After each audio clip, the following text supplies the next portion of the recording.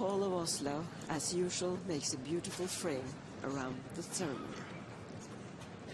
The main hall is decorated with flowers in strong, clear colors: orchids, carnations, lilies, gerbera, ilex, and chrysanthemums.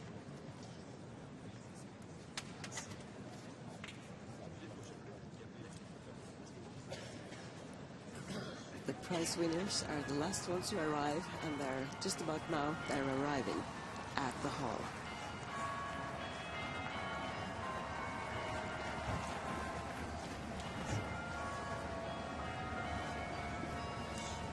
The three representatives of the EU are to receive the Peace Prize, arriving now at the hall. Herman Van Rompuy, President of the European Council, José Manuel Barroso, President of the EU Commission, and Martin Schulz, President of the EU Parliament. They are welcomed by the leader of the Nobel Committee, Torbjörn Jagland, and Director of the Nobel Institute, Geir Lundestad.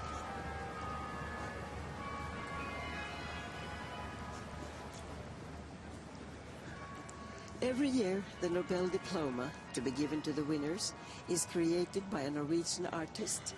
This year, the artist is Gerd Tinglum.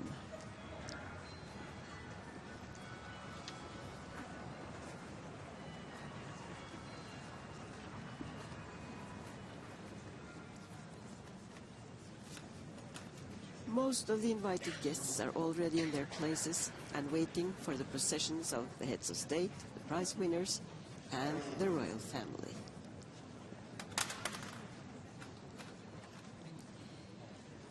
On the left side of the hall are representatives of official Norway.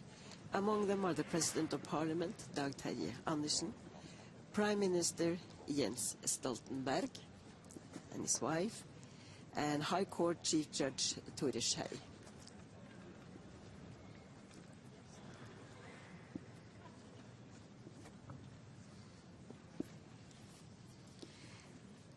Also present are several cabinet ministers.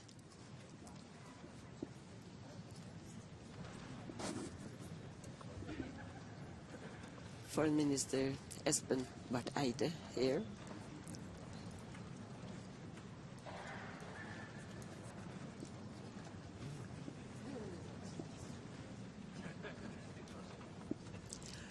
Gro Harlem Brundtland, who is former Prime Minister of Norway, and beside her, Thorvald Stoltenberg, former cabinet member and father of the Norwegian Prime Minister today.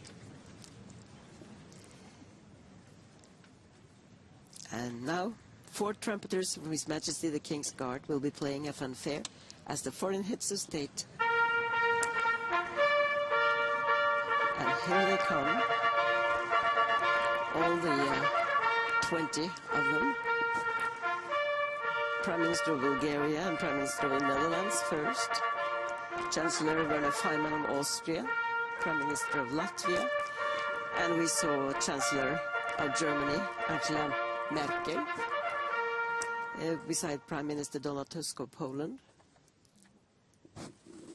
Here are the President of Hungary, János Adler, and Prime Minister of France, François Hollande.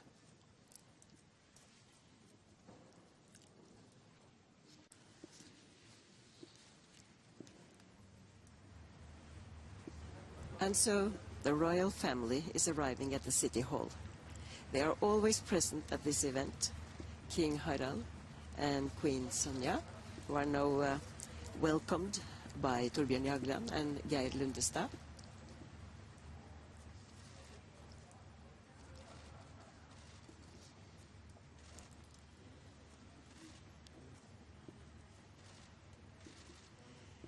So the foreign heads of state have found their places in the hall, and we're waiting for the procession of the 3 representatives who are to receive the Peace Prize today.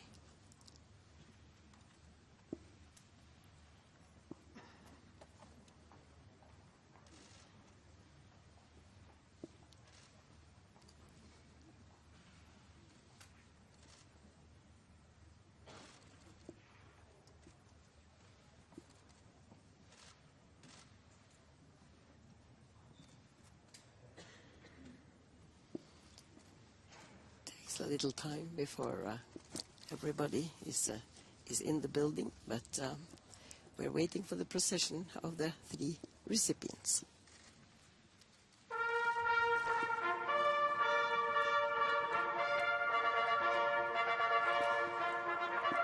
And so they are coming into the hall.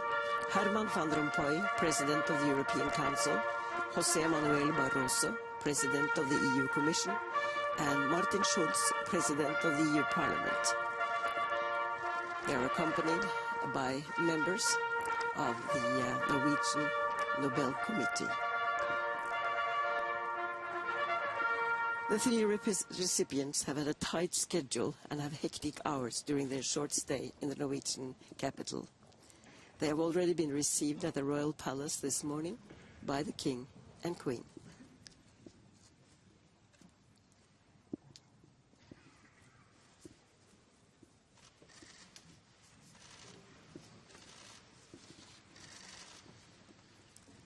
The three recipients. José Manuel Barroso to the left.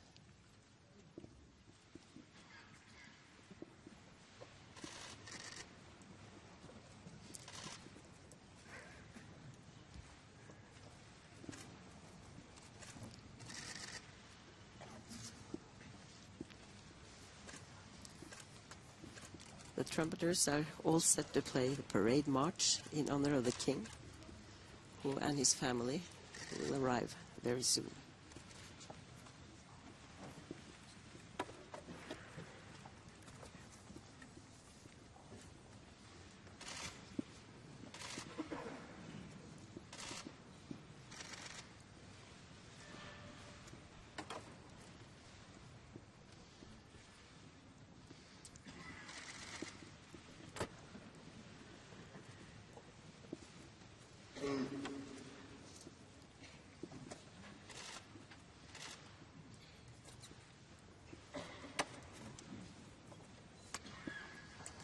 The Norwegian Prime Minister has already today had a meeting here at the City Hall with German Chancellor Angela Merkel.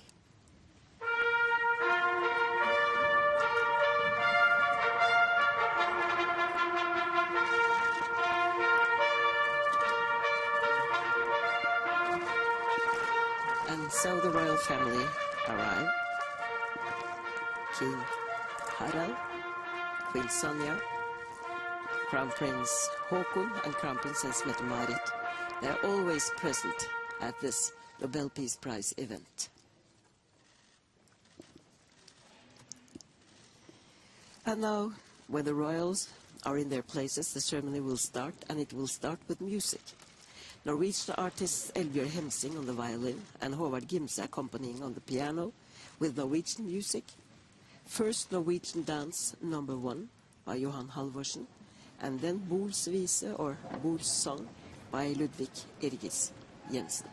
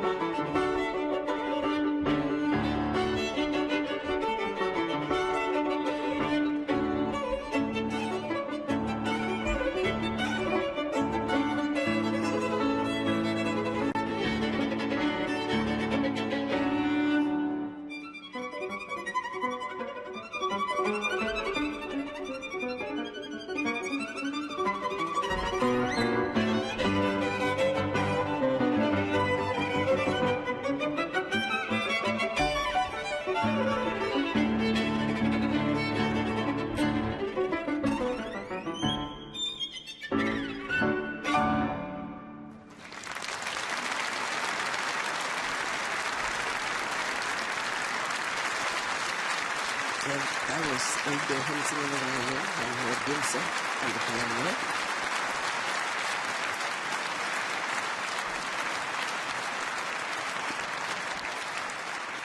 And now the leader of the Norwegian Nobel Committee, Torbjørn Jagland, will give his presentation speech.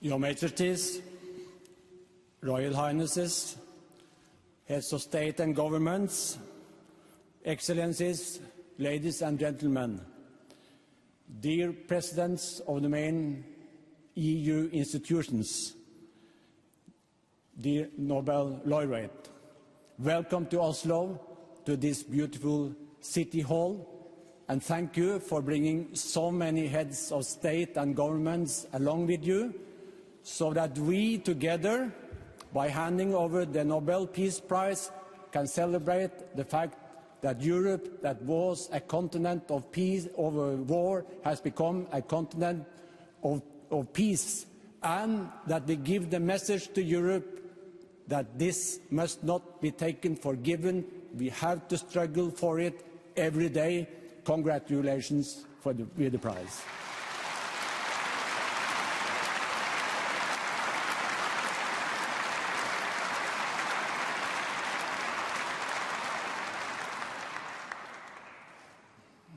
At the time when Europe is undergoing great difficulties, the Norwegian Nobel Committee has sought to call to mind what the European Union means for peace in Europe. After the two world wars in the last century, the world had to turn away from nationalism and move in the direction of international cooperation. The United Nations were formed, the Universal Declaration of Human Rights was adopted.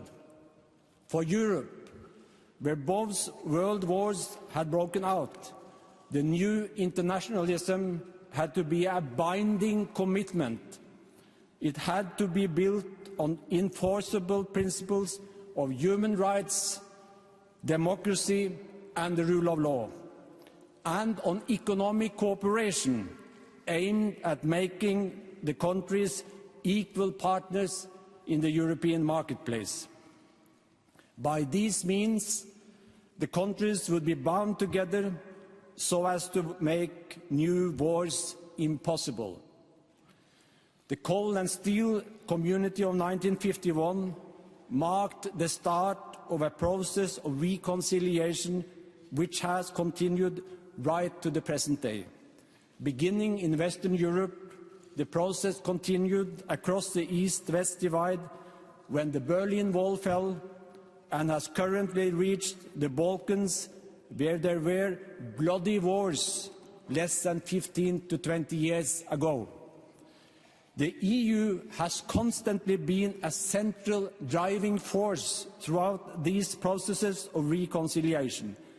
The EU has in fact helped to bring about both the fraternity between nations and the promotion of peace congresses, of which Alfred Nobel wrote in his will. The Nobel Peace Prize is therefore both deserved and necessary, and we all offer our congratulations.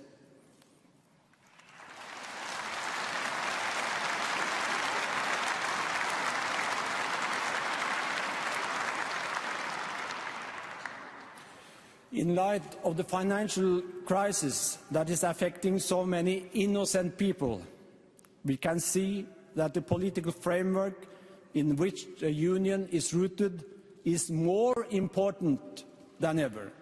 We must stand together. We have collective responsibility. Without this European cooperation, the result might easily have been new protectionism, new nationalism, with the risk that the ground gained would be lost. And we know from the interwar years that this is what can happen when ordinary people pay the bills for a financial crisis triggered by others. But the solution now, as then, is not for the countries to act on their own at the expense of others, nor to blame vulnerable minorities. That would lead us into yesterday's trap. Europe needs to move forward, safeguard what has happened and what we have gained, and improve what has been created, enabling us to solve the problems threatening the European community today. This is the only way to get out of the problems created by the financial crisis to everyone's benefit. In 1926, the Norwegian Nobel Committee awarded the Peace Prize to the foreign ministers of France and Germany, Aristide Briand and Gustav Stresemann, and the following year to Ferdinand Boisson and Ludwig Quidde, all for their efforts to advance Franco-German reconciliation. In the 1930s, the reconciliation degenerated, as we all know, into conflict and war. After the Second World War, the reconciliation between Germany and France laid the very foundations for European integration. The two countries had waged 3 wars in the space of 70 years, in the Franco-Prussian War in 1870 to 71, and then the First and the Second World Wars. In the first years after 1945, it was very tempting to continue along the same track, emphasizing revenge and conflict.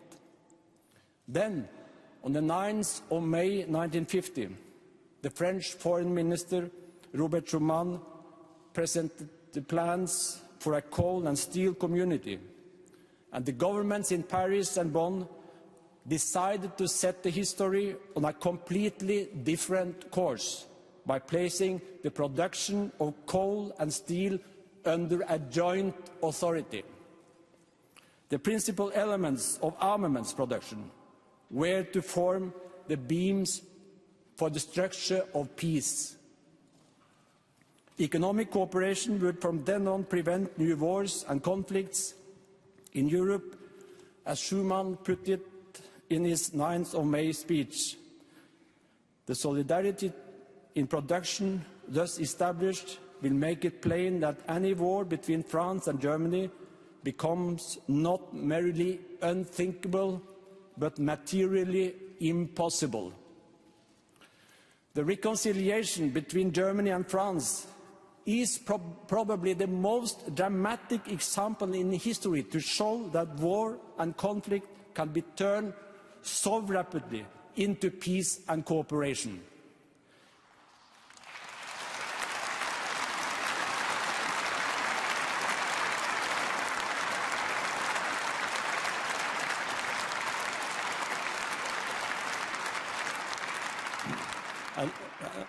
And ladies and gentlemen, the presence here today of German Chancellor Angela Merkel and French President François Hollande make this day very particular, symbolic for all of us, I believe.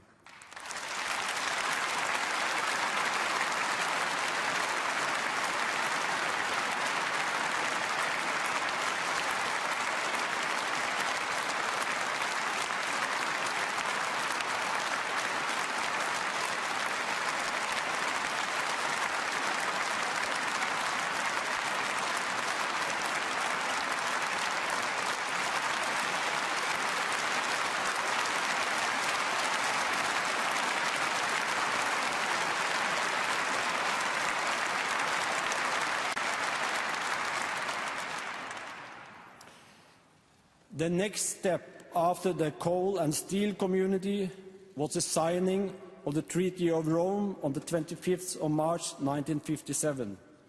The 4 freedoms were now established. Borders were to be opened and the whole economy, not just the coal and steel industry, was to be woven into a whole. The 6 heads of government of Germany, France, Italy, the Netherlands, Belgium and Luxembourg wrote that they thus pooling their resources to preserve and strengthen peace and liberty and calling upon the other peoples of Europe who share their ideal to join in their efforts.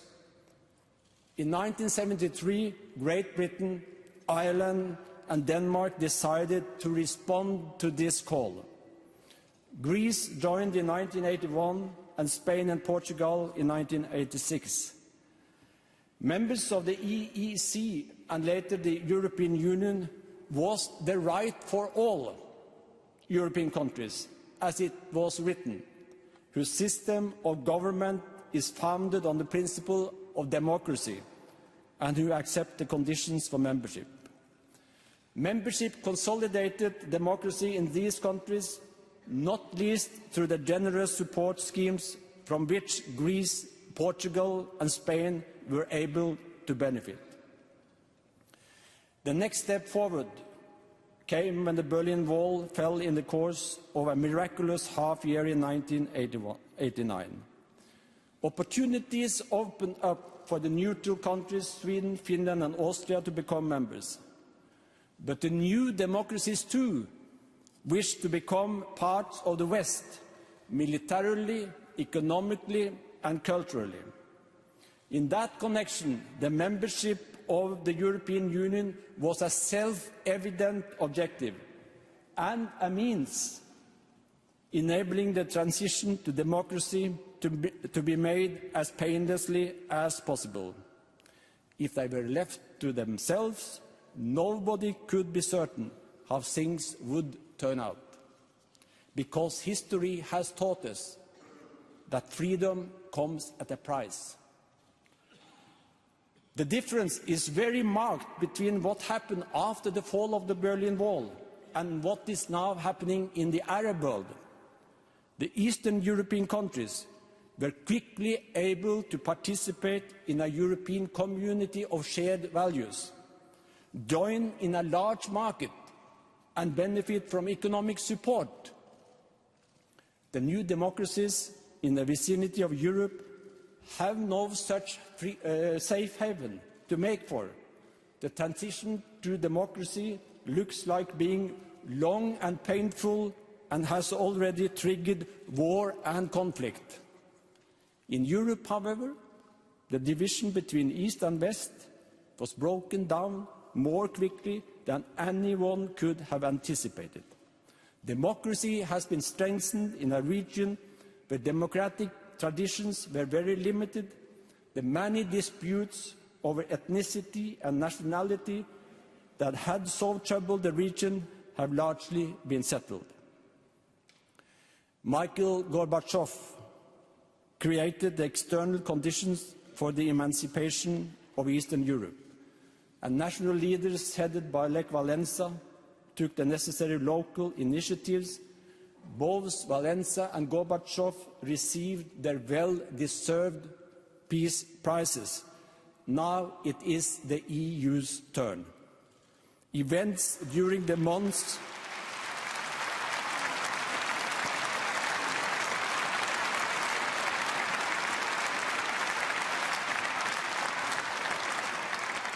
It is absolutely clear that events during the months and years following the fall of the Berlin Wall may have amounted to the greatest act of solidarity ever on the European continent, and this collective effort could not have come about without the political and economic weight of the European Union behind it.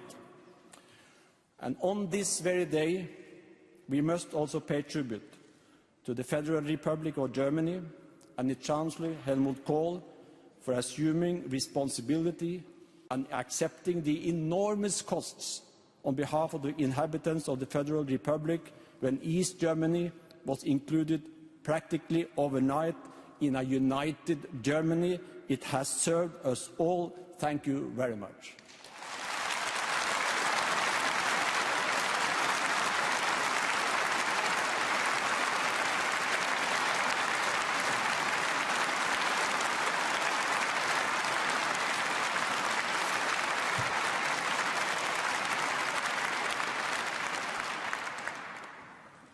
Not everything was settled yet, however.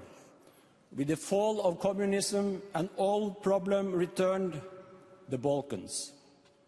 Tito's authoritarian rule had kept a lid on the many ethnic conflicts, and when that lid was lifted, violent conflicts blazed up again.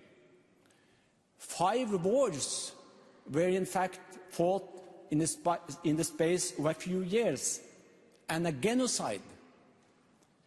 We will never forget Srebrenica, where 8,000 Muslims were massacred in a single day. Now, however, the European Union is seeking to lay the foundations for peace also in the Balkans. Slovenia joined the EU in 2004. Croatia will become a member next year. Montenegro has opened membership negotiations, and Serbia and the former Yugoslav Republic of Macedonia have been given candidate status. The Balkans were and are a complicated region. Unresolved conflicts remain. Suffice to mention that the status of Kosovo is still not finally settled. Bosnia-Herzegovina is a state that hardly functions owing to the veto the 3 population groups have become entitled to exercise against each other. Several 100,000 people that do not belong to these groups are not enjoying full democratic rights. The paramount solution is to extend the process of integration that has applied in the rest of Europe so that borders become less absolute. Which population group one belongs to no longer determines one's security. The European Union must accordingly play a main part here too to bring about a real peace.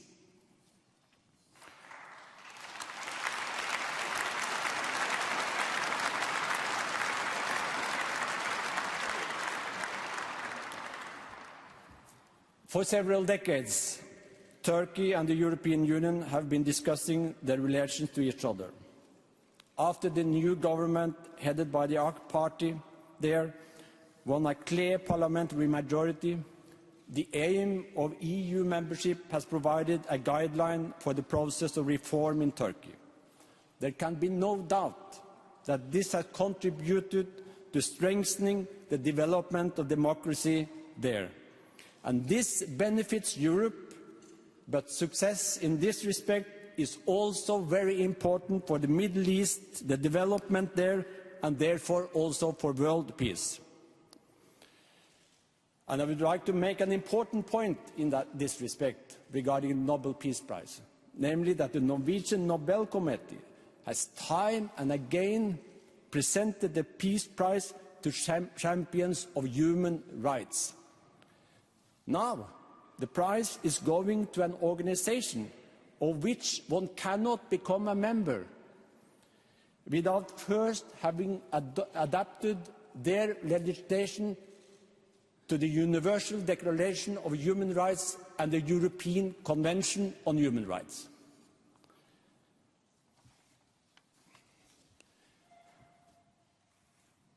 But human rights as such are not enough. We can see this now, that country after country is undergoing serious social unrest because misplaced policies, corruption and tax evasion have led to money being poured into gaping black holes. This leads understandably to protest. Demonstrations are part of our democracy.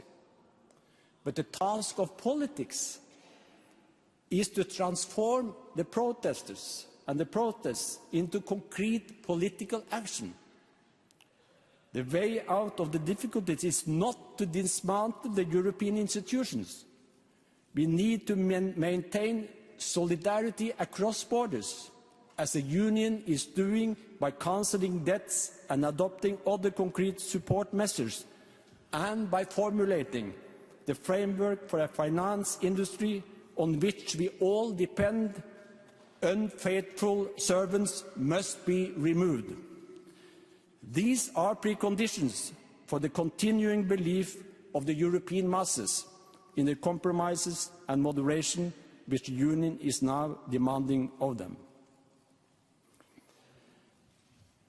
Your Majesties, Your Royal Highnesses, Heads of State and Governments, Presidents of the European Union, ladies and gentlemen. Jean Monnet said that nothing can be achieved without human beings, but nothing becomes permanent without institutions. We are not gathered here in the belief that the European Union is perfect. We are gathered in the belief that here in Europe we must solve our problems together. For that purpose we need institutions that can make the necessary compromises.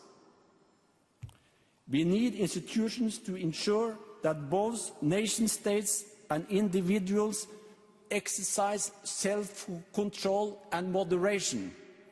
In a world with so many dangers, compromise, self-control and moderation are the principal needs of the 21st century. And that is why we need institutions to achieve exactly that, and rule of law, human rights and democracy.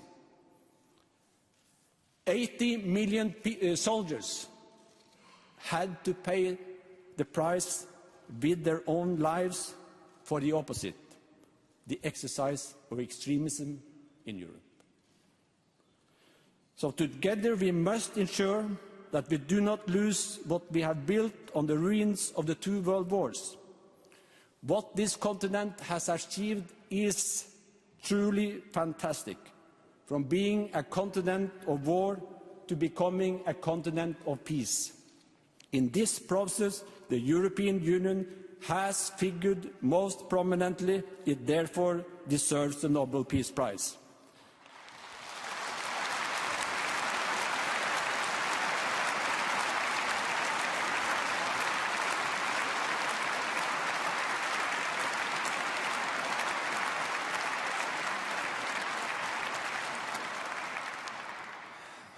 So, dear Nobel laureate, dear old friends, some of the frescoes on the walls here in the Oslo City Hall are inspired by Ambrogio Lorenzetti's frescoes from the 1300s in the Siena Town Hall, named Allegory of the Effects of Good Government. This fresco in Siena shows a living medieval town with the gates in the wall invitingly wide open to spirited people bringing the harvest in from fruitful fields. But Lorenzetti painted another picture, which is also in Siena, Allegory of the Effects of Bad Government. It shows Siena in chaos, closed and ravaged by the plague, destroyed by a struggle for power and war. The two pictures are meant to remind us that it is up to ourselves whether or not we are to live in a well-ordered circumstances. So may good government win in Europe.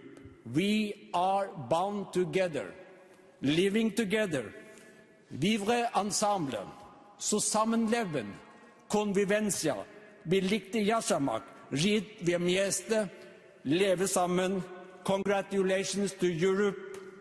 In the end, we decided to live together, and may good government continue to prevail. It is up to us. Congratulations to all Europeans.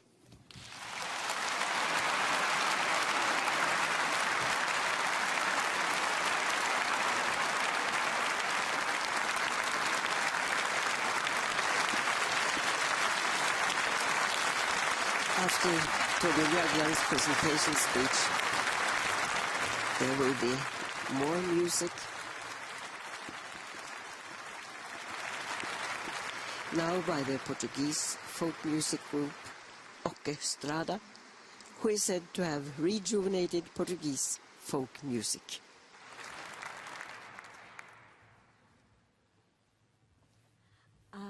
Sorry, my English, I must say little few words. And the next song, it's a little fado, and we dedicate that to Europe. It calls, "In You, There Is Something Ushirim Yap."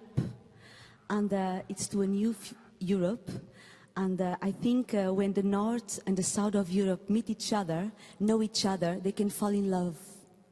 And then everything starts, a new adventure. So it's like that. Em ti há qualquer coisa que me anima. Em ti há qualquer coisa que me transcende, que me queima as palavras que não rima. Em ti há qualquer coisa que me prende, que me queima as palavras que não rima. Em ti há qualquer coisa que me prende. É qualquer coisa imensa que vem de cima e desce sobre mim, quase me ofende. Meus sentidos domina e desanima, mas a minha vontade não se rende. Meus sentidos domina e desanima, mas a minha vontade não se rende. A vontade é de ferro no meu peito, mais feroz que a ânsia da saudade, mais pura do que o olhar com que te enfeito, mais forte do que a força da verdade. Mais pura do que o olhar com que te enfeito, mais forte do que a força da verdade. E se a minha vontade me seduz, é maior do que o orgulho e que a verdade. Só ela é que me acalma e te reduz. Só ela me transporta à realidade. Só ela é que me acalma e te reduz. Só ela me transporta à realidade.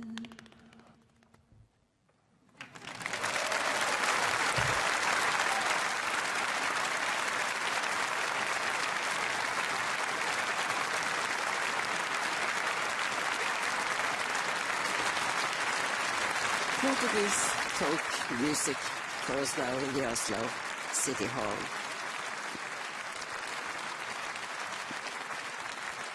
The winners of this year's Nobel Peace Prize will now be called to the rostrum to receive their medals and diplomas. Your Majesties, Your Royal Highnesses, heads of state and governments, ladies and gentlemen, I call upon President Herman van Rompuy, President José Manuel Barroso, and Martin Schulz, President of the European Parliament, all three of them representing the three main European Union institutions, to come forward to receive the diploma and the medal, the Nobel Peace Prize for 2012.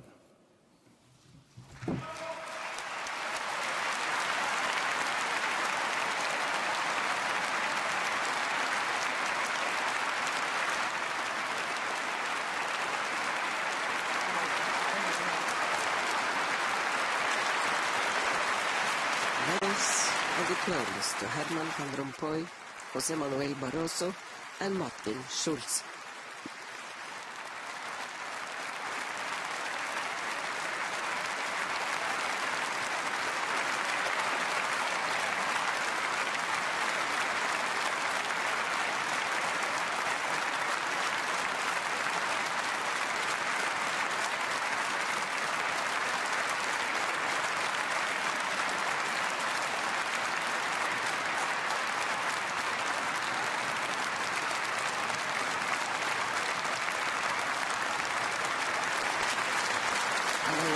people in the hall, rose to get their feet to show their respect for the recipients of this year's Nobel Peace Prize, the European Union.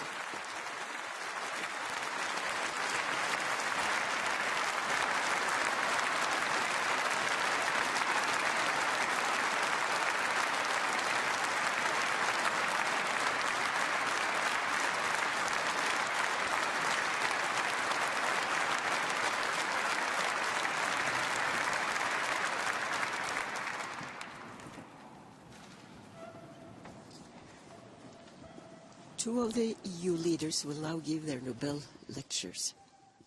Your Majesties, Your Royal Highnesses, Heads of State and Heads of Government, Excellencies, ladies and gentlemen, I now call upon President Herman van Rompuy and President Barroso, the representatives of the European Union, to give the Nobel lecture for 2012. They will present one speech, but two chapters.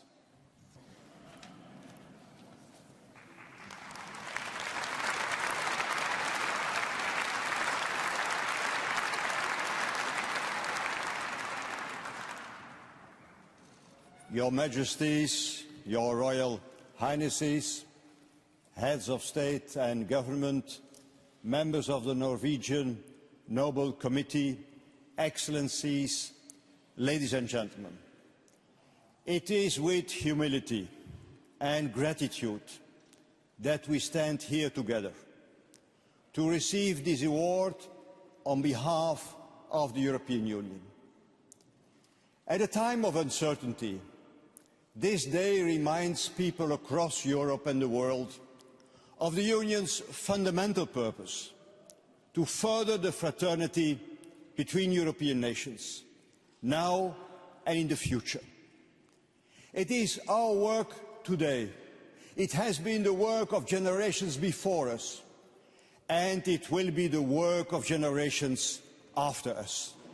Here in Oslo, I want to pay homage to all the Europeans who dreamt of a continent at peace with itself, and to all those who day by day make this dream a reality.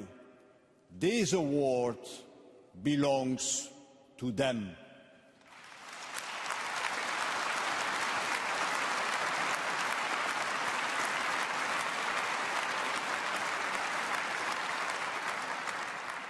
War is as old as Europe. Our continent bears the scars of spears and swords, of cannons and guns, of trenches and tanks and more. The tragedy of it all resonates in the words of Herodotus 25 centuries ago. In peace, sons bury their fathers. In war, fathers bury their sons. Yet after two terrible wars engulfed the continent and the world with it, finally, lasting peace came to Europe. In those grey days, its cities were in ruins, the hearts of many still simmering with mourning and resentment. How difficult it then seemed, as Winston Churchill said, to regain the simple joys and hopes that make life worth living. As a child born in Belgium, just after the war, I heard the stories firsthand. My grandmother spoke about the Great War.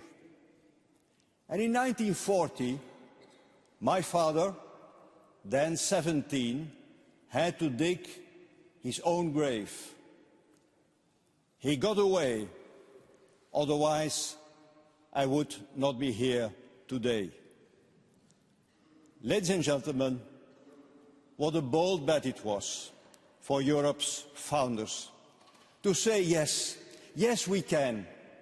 Yes, we can break this endless cycle of violence. We can stop the logic of vengeance. We can build a brighter future together. What power of imagination. Excellencies, ladies and gentlemen, of course, peace might have come to Europe without the Union. Maybe. We will never know. But it would never have been of the same quality. A lasting peace, not a frosty ceasefire. And to me, what makes it so special is reconciliation. In politics, as in life, reconciliation is the most difficult thing. It goes beyond forgiving and forgetting, or simply turning the page. To think of what France and Germany had gone through and then take this step, signing a treaty of friendship. Each time I hear these words, Freundschaft, Amitié, I am moved. They are private words, not for treaties between nations, but the will not to let this history repeat itself, to do something radically new, and that was so strong that new words had to be found. For people, Europe was a promise. Europe equaled hope. When Konrad Adenauer came to Paris to conclude the Coal and Steel Treaty in 1951, one evening he found a gift waiting at his hotel. It was a war medal, une croix de guerre, that had belonged to a French soldier. And his daughter, a young student, had left it with a little note for the Chancellor as a gesture of reconciliation and of hope. I can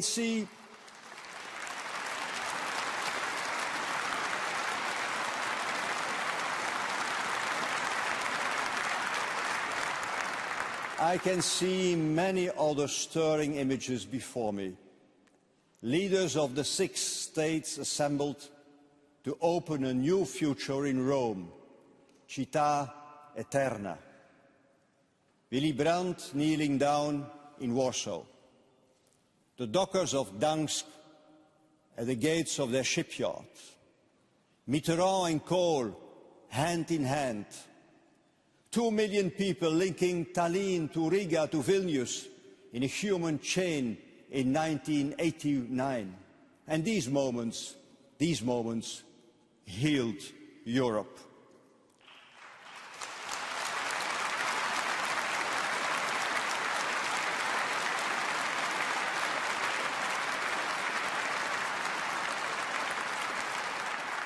But symbolic gestures alone cannot cement peace. This is where the European Union's secret weapon comes into play. An unrivaled way of binding our interests so tightly that war becomes materially impossible. Through constant negotiations on ever more topics between ever more countries. And it's the golden rule of Jean Monnet. Mieux faut se disputer autour d'une table que sur un champ de bataille. Better fight around the table than on a battlefield. If you had to explain it to Alfred Nobel, I would say not just a peace congress, a perpetual peace congress. Admittedly, some aspects can be puzzling, and not only to outsiders. Ministers from landlocked countries passionately discussing fish quota. Euro parliamentarians from Scandinavia debating the price of olive oil. The Union has perfected the art of compromise.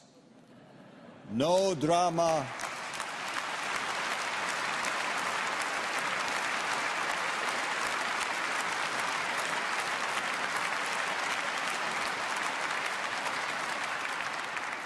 No drama of victory or defeat, but ensuring all countries emerged victorious from talks.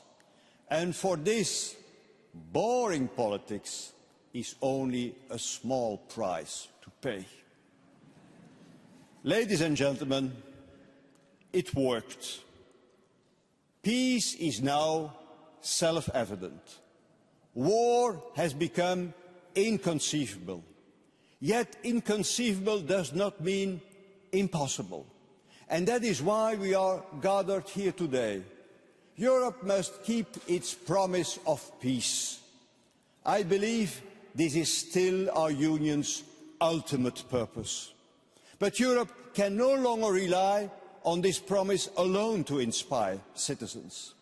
In a way, it's a good thing. War memories are fading, even if not yet everywhere. Soviet rule over Eastern Europe ended just 2 decades ago, and horrendous massacres took place in the Balkans shortly after.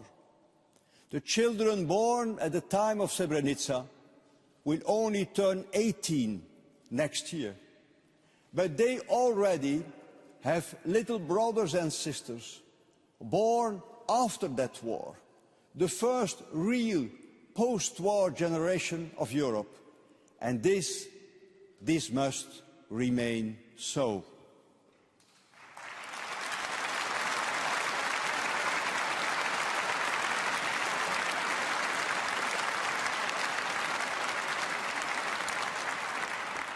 Presidents, Prime Ministers, Excellencies, so where there was war, there is no peace.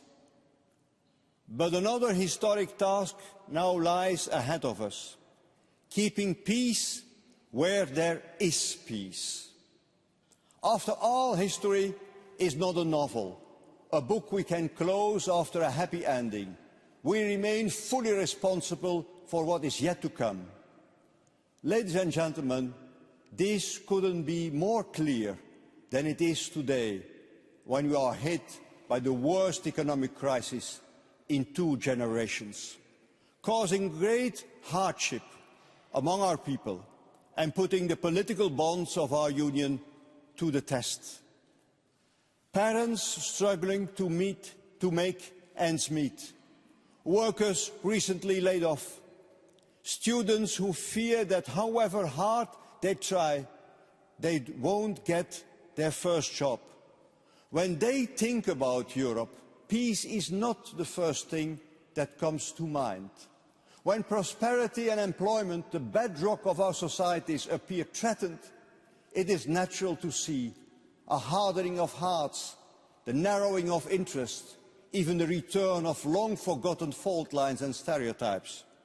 For some, not only joint decisions, but the very fact of deciding jointly may come into doubt. And while we must keep a sense of proportion, even such tensions don't take us back to the darkness of the past. The test Europe is currently facing is real. If I can borrow the words of Abraham Lincoln at the time of another continental test, what's being assessed today is whether that union, or any union so conceived and so dedicated, can long endure. Ladies and gentlemen, we answer with our deeds, confident we will succeed. We are working very hard to overcome the difficulties, to restore growth and jobs. There is, of course, sheer necessity, but there is more that guides us. The will to remain masters of our own destiny, a sense of togetherness, and in a way speaking to us from the centuries, the idea of Europa itself.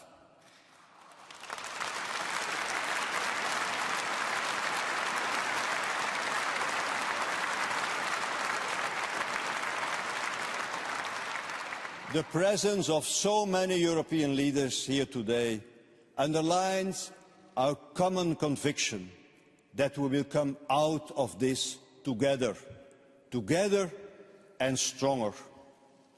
Strong enough in the world to defend our interests, and promote our values. We all work to leave a better Europe for the children of today and those of tomorrow, so that later others might turn and judge. That generation, ours, preserved the promise of Europe. And today youth is already living in a new world. For them, Europe is a daily reality, not a constraint of being in the same boat. No, the richness of being able to freely share and exchange, to share a continent, experiences, a future. Excellencies, ladies and gentlemen, our continent, risen from the ashes after 1945 and united in 1989, has a great capacity to reinvent itself. It will also be for the next generation to take this common adventure further. I hope they will seize this responsibility with pride, and that they will be able to say, as we here today, Ich bin ein Europäer.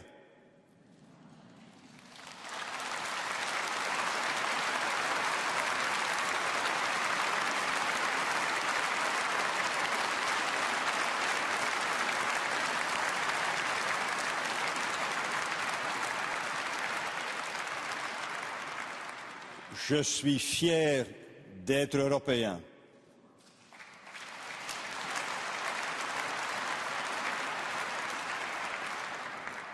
I'm proud to be European.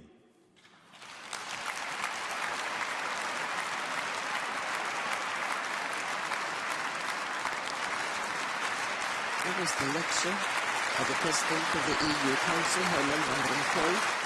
And now, the lecture of the President of the EU Commission, José Manuel Barroso.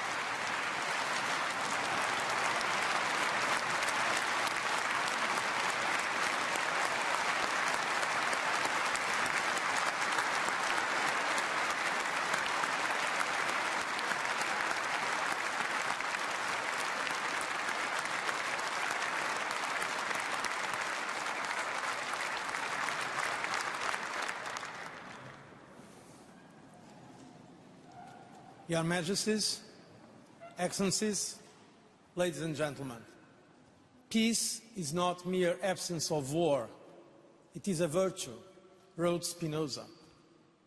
Pax enim non belli privatio, sed virtus est. And he added, it is a state of mind, a disposition for benevolence, confidence, justice. Indeed, there can only be true peace if people are confident, at peace with their political system, reassured that their basic rights are respected. The European Union is not only about peace among nations. It incarnates as a political project that particular state of mind that Spinoza was referring to. It embodies, as a community of values, this vision of freedom and justice.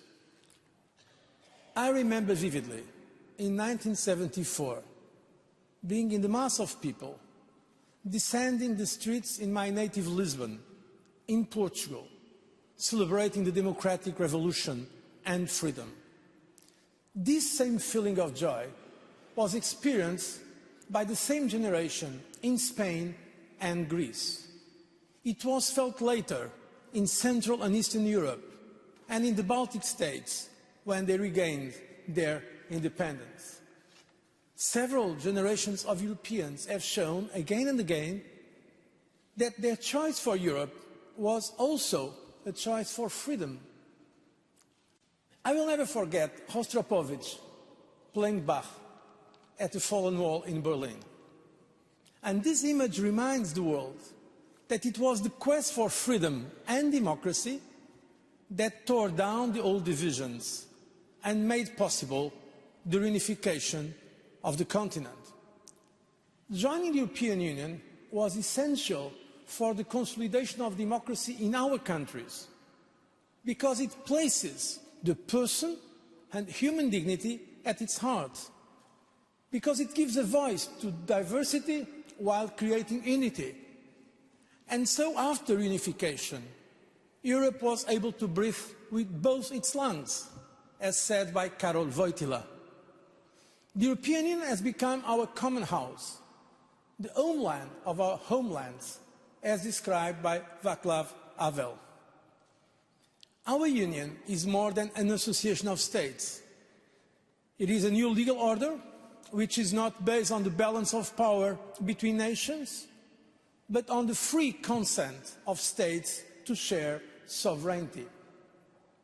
From pooling coal and steel to abolishing internal borders, from 6 countries to soon 28, with Croatia joining the family, this has been a remarkable European journey which is leading us to an ever closer union. And today one of the most visible symbols of our unity is in everyone's hands. It is the euro, the currency of our European Union. We will stand by it.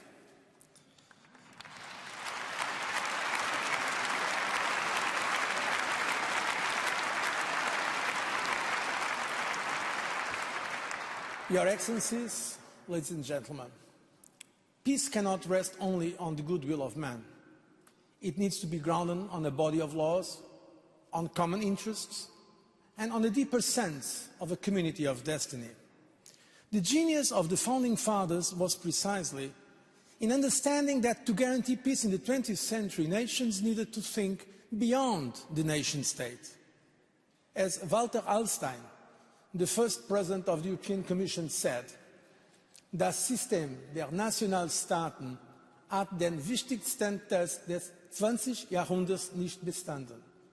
The system of sovereign nation-states has failed the most important test of the 20th century. He added, through 2 world wars, it has proved itself unable to preserve peace.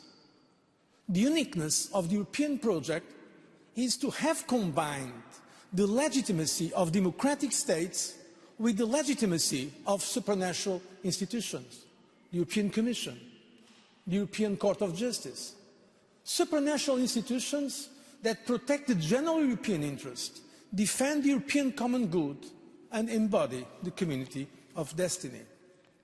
And alongside the European Council, where the governments are represented, we have, over the years, developed a unique transnational democracy symbolized by the directly elected European Parliament.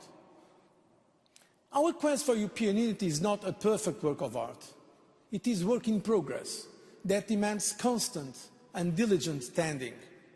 It is not an end in itself, but a means to higher ends.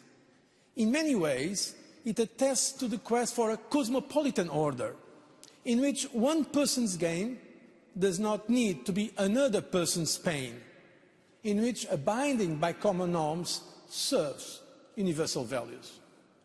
That is why, despite its imperfections, the European Union can be, and indeed is, a powerful inspiration for many around the world. Because the challenges faced from one region to the other may differ in scale, but they do not differ in nature. We all share the same planet.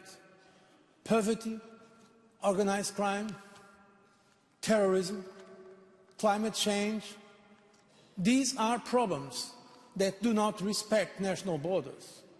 We share the same aspirations and universal values. These are progressively taking root in a growing number of countries all over the world. We share l'irréductible humain, the irreducible uniqueness of the human being. Beyond our nation, beyond our continent, we are all part of one mankind. Jean Monnet ends his memoir with these words: "Les nations souveraines du passé ne sont plus le cadre où peuvent se résoudre les problèmes du présent, et la communauté elle-même n'est qu'une étape vers les formes d'organisation du monde de demain. The sovereign nations of the past can no longer solve the problems of the present, and the community itself is only a stage on the way to the organized world of the future." This federalist and cosmopolitan vision is one of the most important contributions that the European Union can bring to a global order in the making.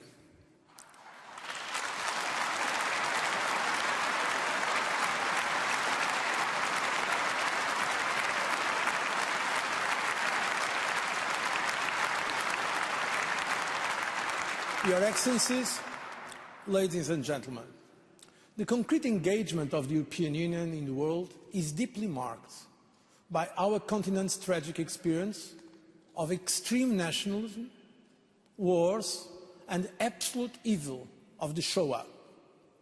It is inspired by our desire to avoid the same mistakes being made again.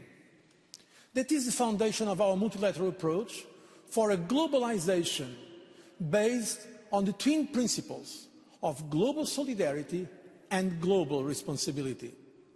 That is what inspires our engagement with our neighbouring countries and international partners from the Middle East to Asia, from Africa to the Americas.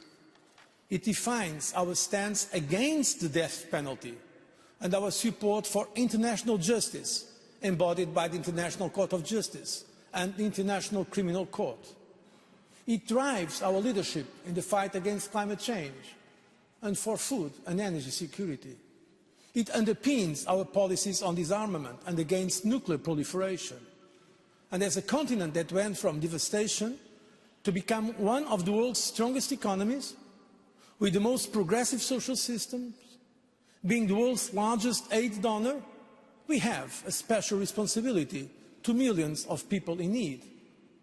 In the 21st century, it is simply unacceptable to see parents powerless as their baby is dying of lack of basic medical care, mothers compelled to walk all day in the hope of getting food or clean water, and boys and girls deprived of their childhood because they are forced to become adults ahead of time.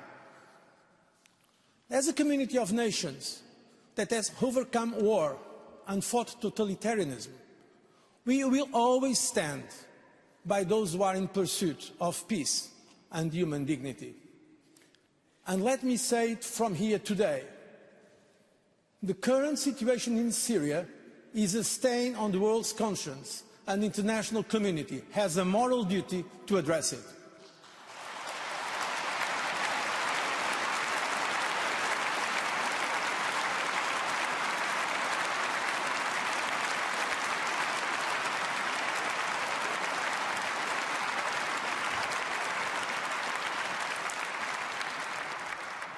And as today marks the International Human Rights Day, more than any other day, our thoughts go to the human rights defenders all over the world who put their lives at risk to defend the values we cherish. And no prison wall can silence their voice. We hear them in this room today.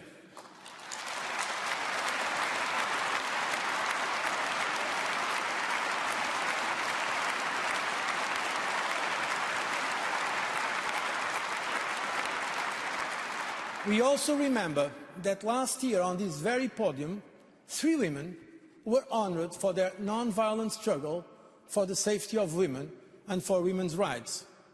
As a union built on the founding value of equality between women and men, enshrined in the Treaty of Rome in 1957, we are committed to protecting women's rights all over the world and supporting women's empowerment.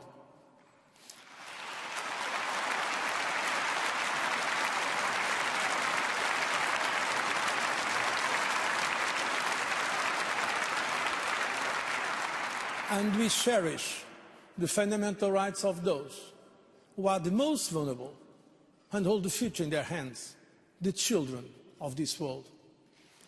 As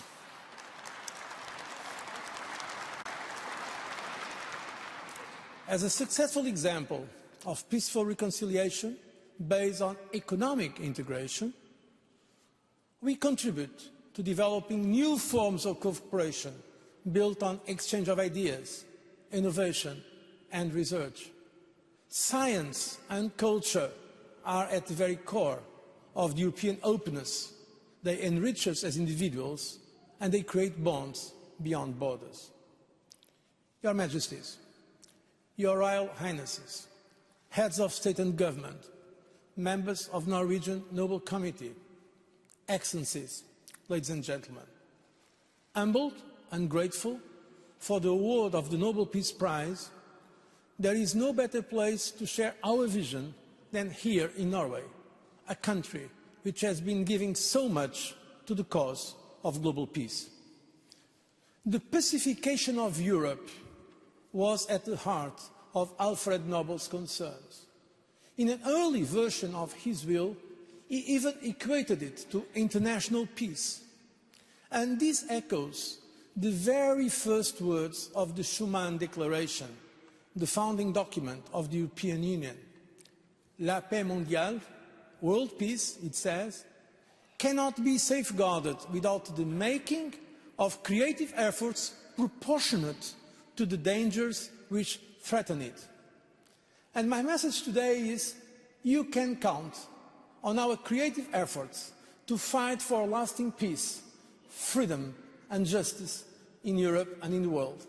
Over the past 60 years, the European project has shown that it is possible for peoples and nations to come together across borders, that it is possible to overcome the differences between them and us. And here today, our hope, our commitment is that with all women and men of goodwill, the European Union will help the world come together for justice, for freedom, for peace. Tusen tack. Thank you.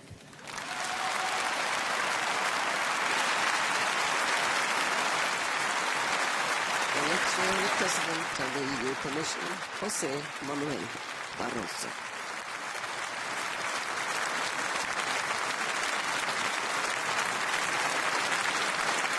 Standing applause after the two Nobel lectures.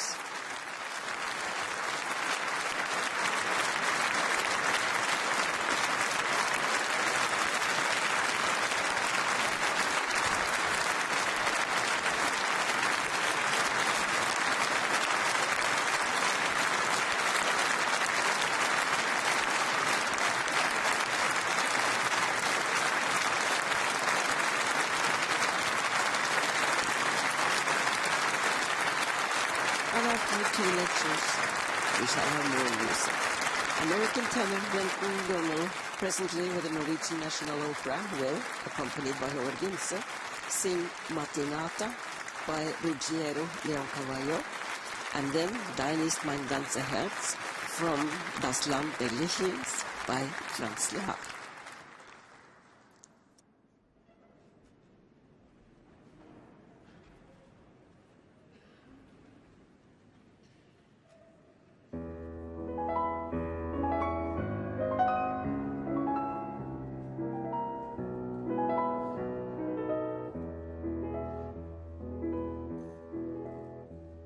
L'aurora di bianco vestita, già l'uscio dischiude al gran sol, e già con le rose sue dita carezze di fiori lo suol. Commosso non fremito arcano, intorno il creato già par, e tu non ti deste d'invano, mi sto qui dolente a cantar.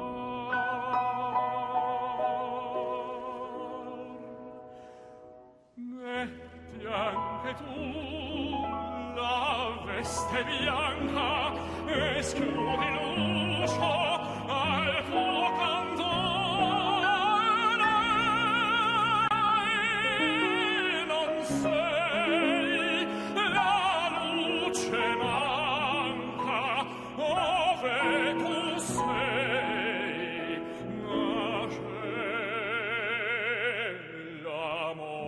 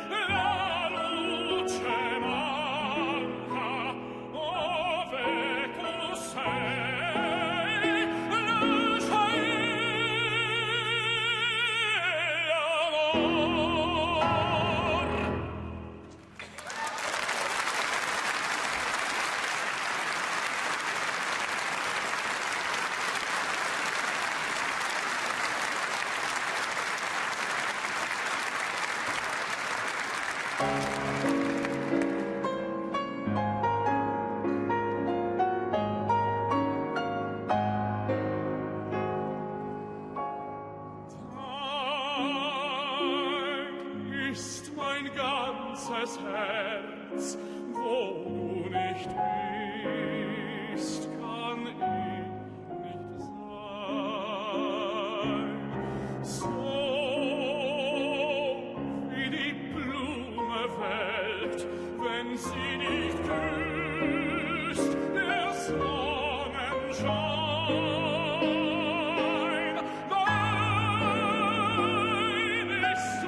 Schönstes Lied, weil es allein aus der Liebe erblüht. Sag mir noch einmal mein einzig Lied. Oh, sag noch einmal mir, ich hab dich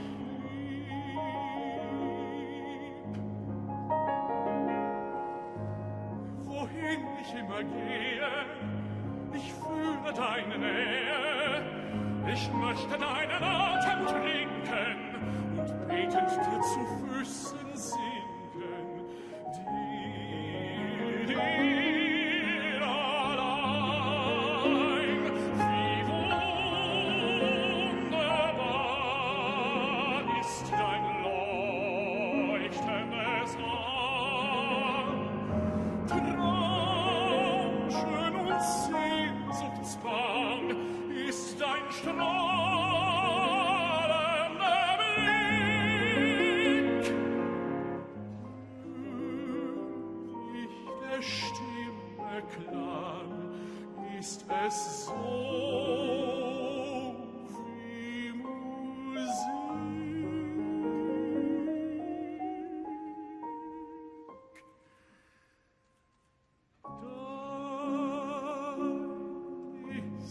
Mein ganzes Herz, wo du nicht bist, kann ich nicht sein. So wie die Blume welkt, wenn sie dich küsst, der Sonnenschein.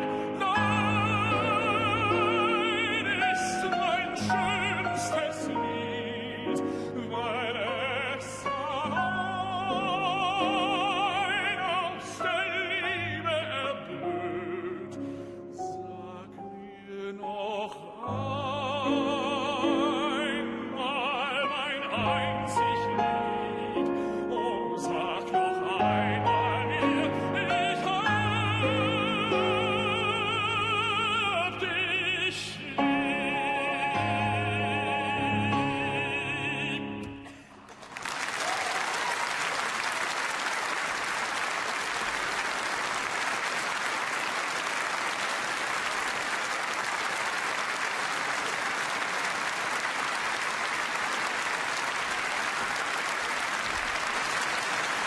Big applause for Gregory Goel and Howard Nilsson.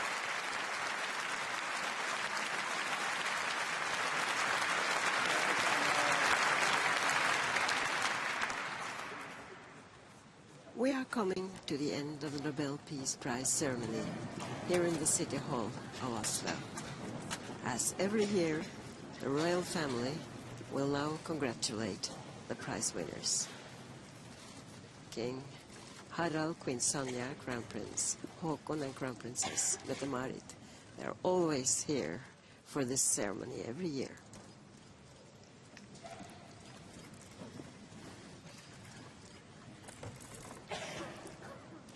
The King and Queen then have met the three recipients earlier today at a meeting at the Royal Palace.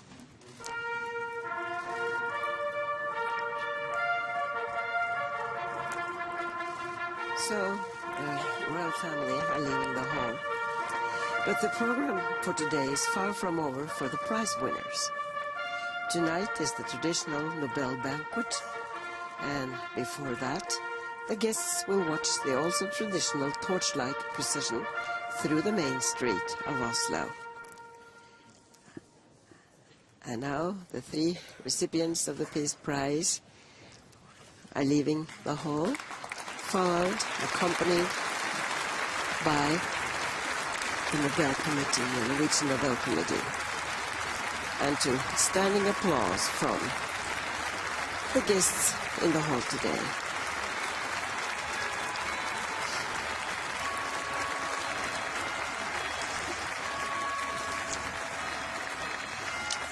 And now we also hear the clocks or the bells of the 49 bells of the tower of the City Hall.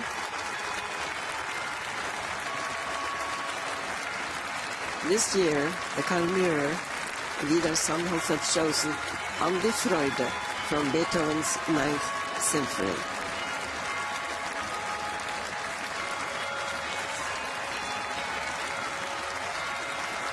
And so the processions have left the hall and the other guests are leaving the Oslo City Hall after the Peace Prize ceremony of 2012.